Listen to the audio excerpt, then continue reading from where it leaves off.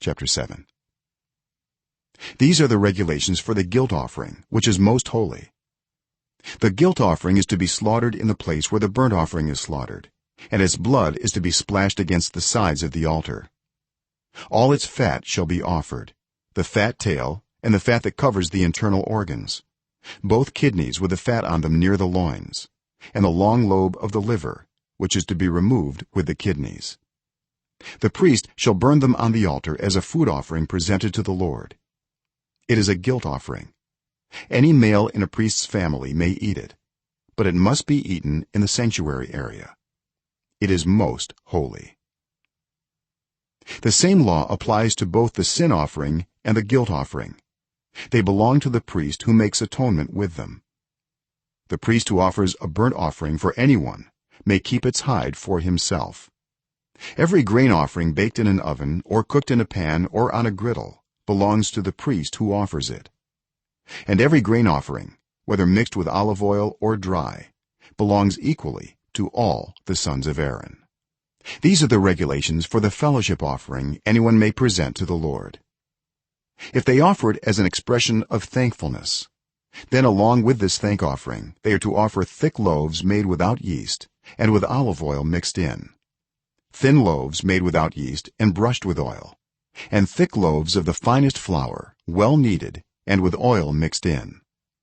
Along with their fellowship offering of thanksgiving, they are to present an offering with thick loaves of bread made with yeast. They are to bring one of each kind as an offering, a contribution to the Lord. It belongs to the priest who splashes the blood of the fellowship offering against the altar. The meat of their fellowship offering of thanksgiving must be eaten on the day it is offered. They must leave none of it till morning. If, however, their offering is the result of a vow or is a free will offering, the sacrifice shall be eaten on the day they offer it, but anything left over may be eaten on the next day. Any meat of the sacrifice left over till the third day must be burned up. If any meat of the fellowship offering is eaten on the third day, the one who offered it will not be accepted. It will not be reckoned to their credit, for it has become impure. The person who eats any of it will be held responsible. Meat that touches anything ceremonially unclean must not be eaten. It must be burned up. As for other meat, anyone ceremonially clean may eat it. But if anyone who is unclean eats any meat of the fellowship offering belonging to the Lord, they must be cut off from their people. Anyone who touches something unclean, whether human uncleanness or an unclean animal or any unclean creature that moves along the ground, and then eats any of the meat of the fellowship offering belonging to the Lord, must be cut off from their people. The Lord said to Moses, "Say to the Israelites, do not eat any of the fat of cattle, sheep, or goats. The fat of an animal found dead or torn by wild animals may be used for any other purpose, but you must not eat it. Anyone who eats the fat of an animal from which a food offering may be presented to the Lord must be cut off from their people. And wherever you live, you must not eat the blood of any bird or animal. Anyone who eats blood must be cut off from their people."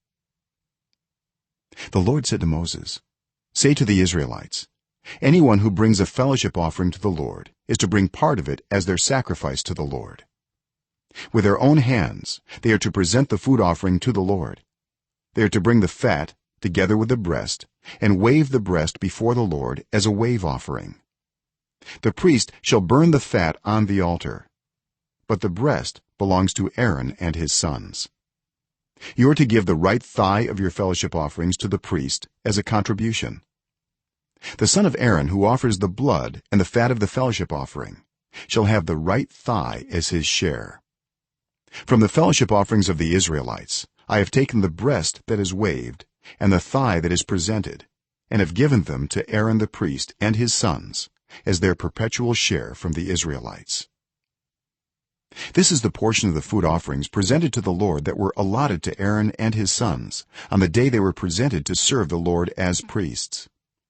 on the day they were anointed, the lord commanded that the israelites give this to them as their perpetual share for the generations to come. These then are the regulations for the burnt offering, the grain offering, the sin offering, the guilt offering, the ordination offering, and the fellowship offering, which the lord gave Moses at Mount Sinai in the desert of Sinai on the day he commanded the Israelites to bring their offerings to the Lord.